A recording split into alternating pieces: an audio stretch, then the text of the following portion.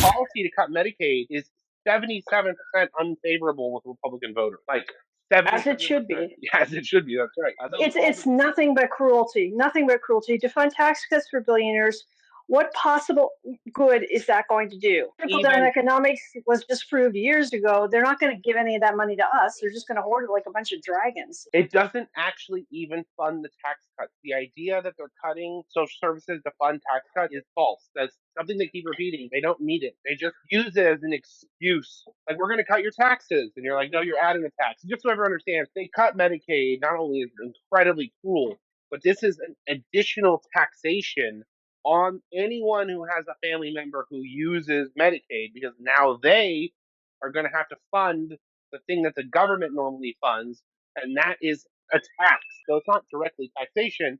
It is, in the same way, a reduction of their income based on government services. So that is a tax. And it could be an enormous reduction in income, because I've seen people have to quit their jobs to take care of disabled people. And they tend to be like middle-aged people that once they quit, they can't get back in the labor force. This is something that I think the Republicans have really forgotten, is that Medicaid exists so that more people can stay in the workforce.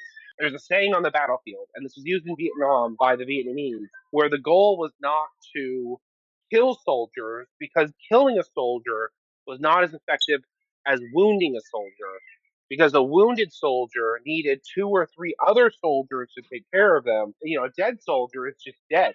So that's just one out. So you could take 5 soldiers out, because now 4 people need to carry that one wounded soldier. But why this matters is that when you have people on Medicaid who now need to be taken care of by their family, that is fewer people in the workforce, because taking care of these folks who need this and deserve this care is a full-time job. And if you've never done it, you may not know how very, very difficult, backbreaking it is. Terry works in this, by the way. Terry actually works in this. I'm a hospice nurse, so yeah, I see it. And there are family members that just are not even physically capable of doing that labor.